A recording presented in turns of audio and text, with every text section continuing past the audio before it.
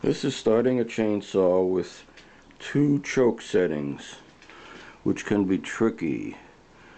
If you see these here,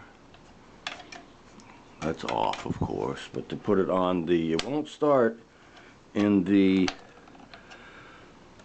full choke, but you need to pull the full choke at least no more than 3 times.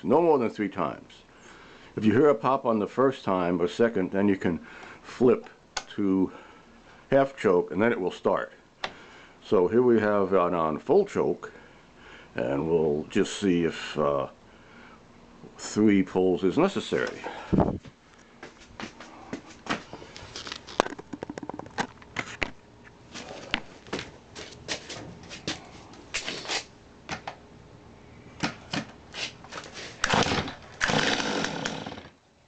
I see it started, it's wanted to start, but you can't start it on full choke. So we switch it to half choke.